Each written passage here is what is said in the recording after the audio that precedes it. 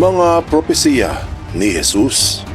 Marami ang nagsasabi na walang koneksyon ito sa mga nagaganap ngayon sa mundo.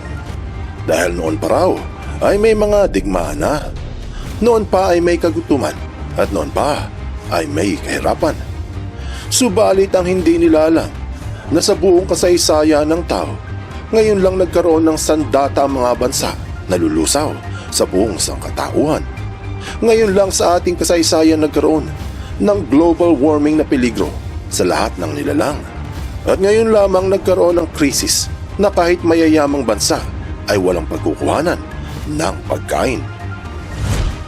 Subalit sa gitna ng lahat ay may magandang balita ayon sa Biblia. Alamin natin kung totoo ba.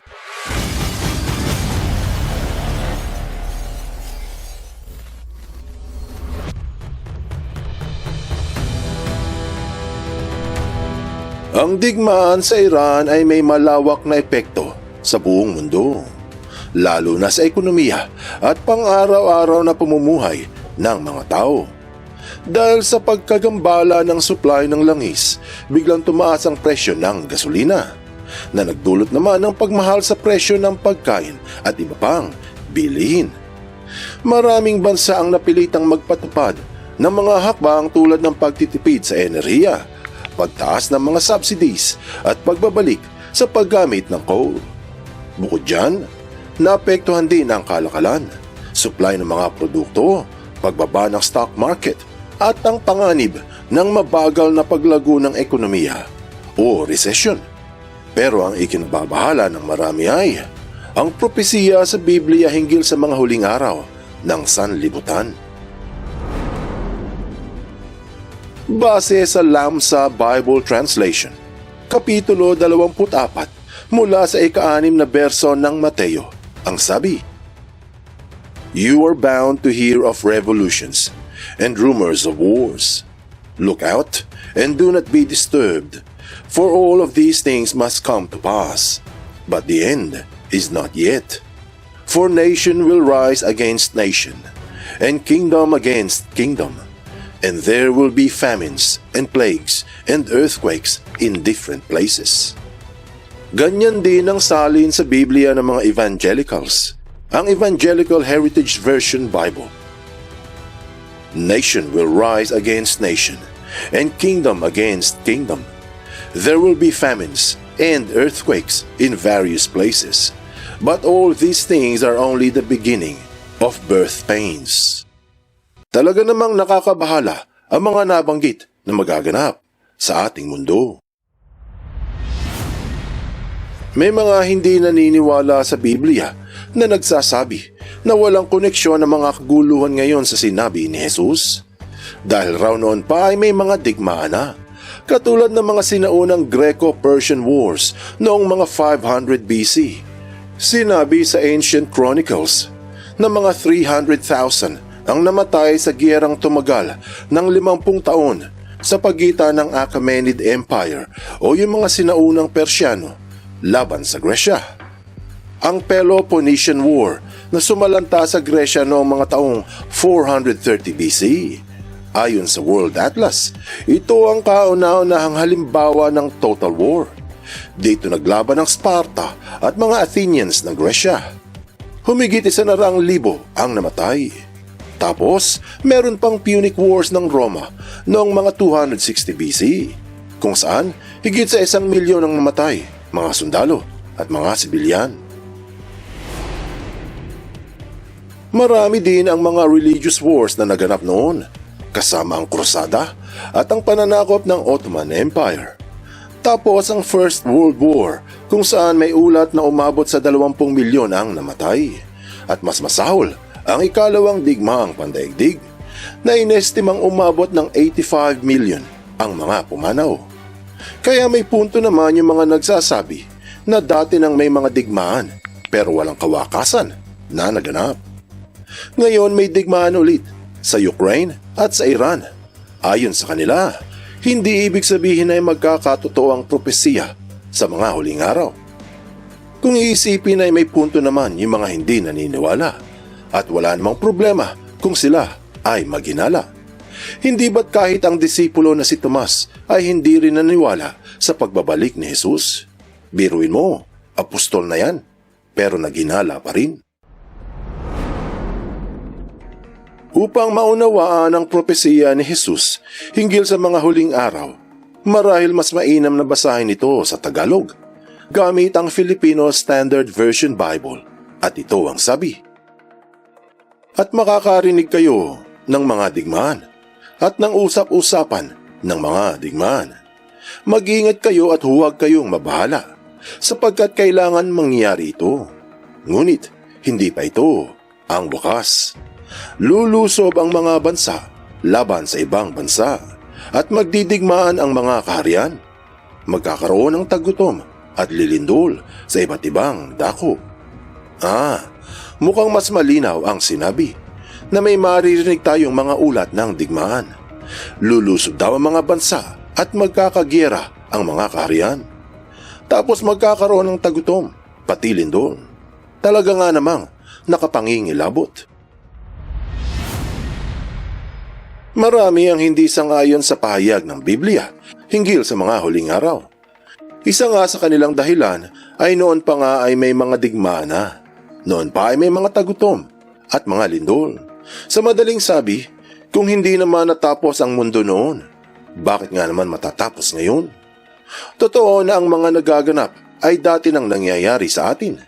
Kaya nga kung uunawain ang pahayag sa ika-6 na berso ng Mateo, ang sabi, kailangang mangyari ito, ngunit hindi pa ito ang wakas.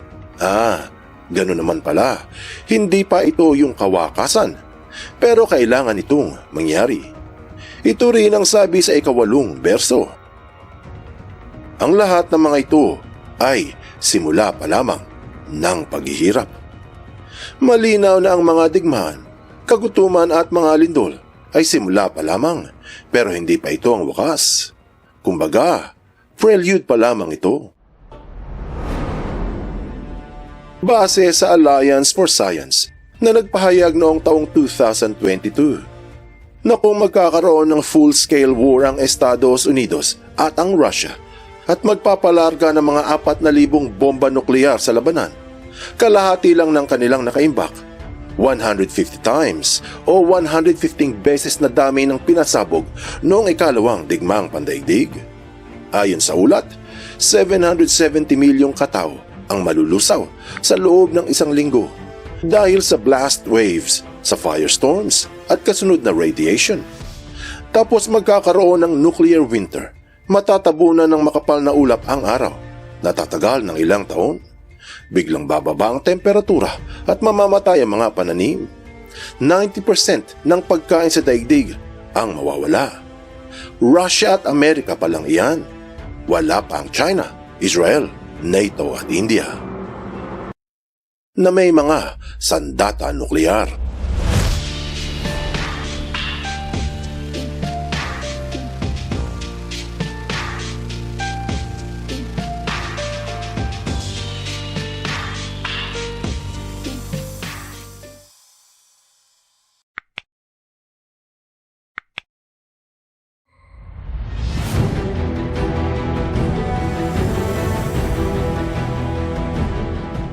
Siguro ito yung hindi nauunawaan ng mga nagsasabi na noon pa man ay may mga digmaan pero hindi naman nagwakas ang mundo.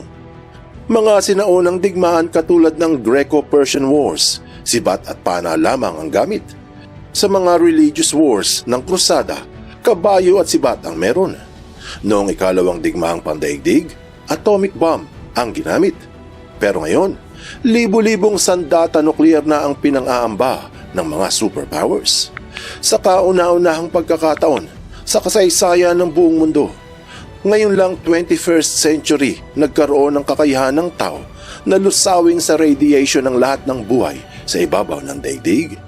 Isang sandata nuklear lamang ang itira ng Amerika sa Russia o vice versa. Walang duda, damay ang lahat. Kaya ang susunod na World War, matitiyak ang katapusan ng buhay.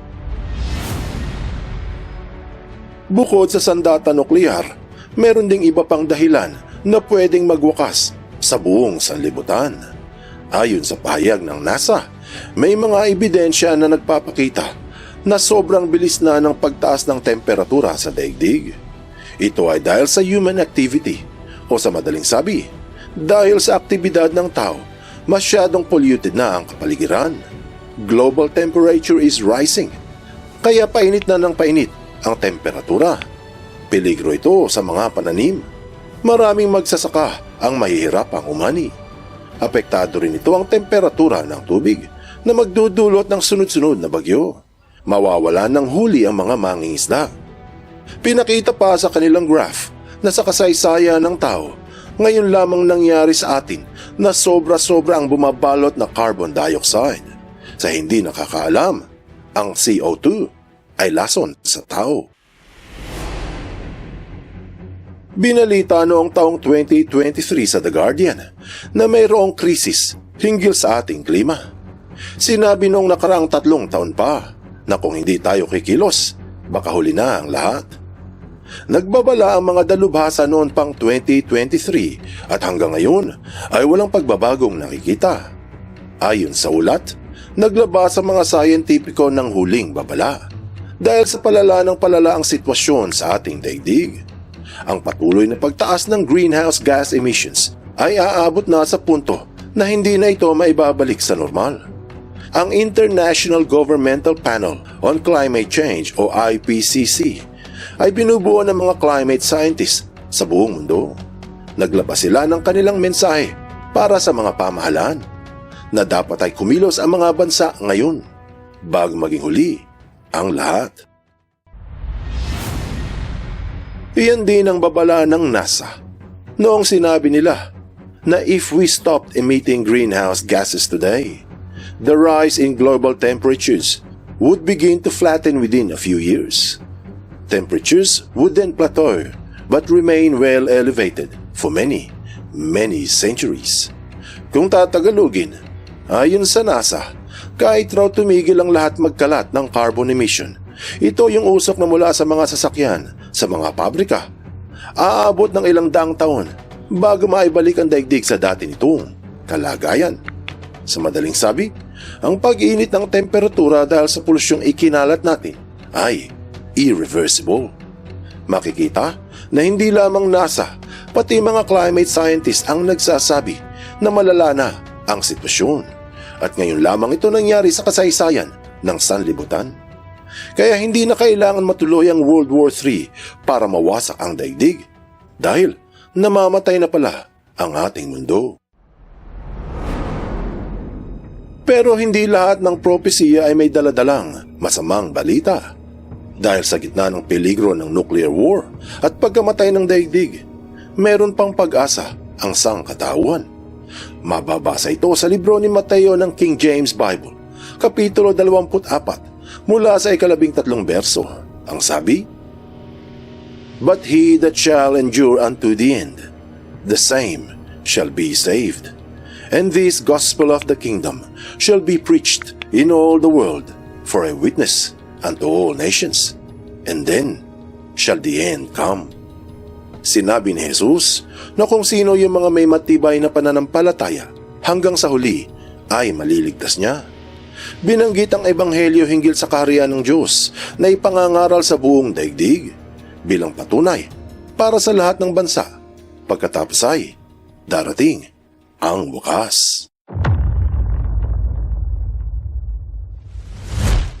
Anong aral ang mapupulot dito? Yung mga nagsasabi na walang koneksyon ng propesiya ng Biblia sa mga nagaganap ngayon. Dahil raw sa noon pa ay may mga digmaan na, may kagutuman at laganap ang kahirapan. Pero ang hindi nila alam na sa buong kasaysayan ng tao, ngayon lang nagkaroon ng sandata ang mga superpowers na kayang lumusaw sa lahat ng nilalang. Ngayon lang sa kasaysayan ng mundo, nagkaroon ng krisis na pipinsala sa buong daigdig. Pero sa gitna ng lahat, ay may magandang balita ang Biblia na may pag-asa ang sanlibutan. Ang aral dito ay, kapag malalim ang ugat ng puno, hindi ito nabubuwal ng bagyo. Buksan mo ang iyong isip at hayaang lumalim pa ng lubusan ng iyong pangunawa. sa mga kasaysayang kapupulutan ng maraming aral. Tandaan, katotohanan ng susi sa tunay na kalayaan.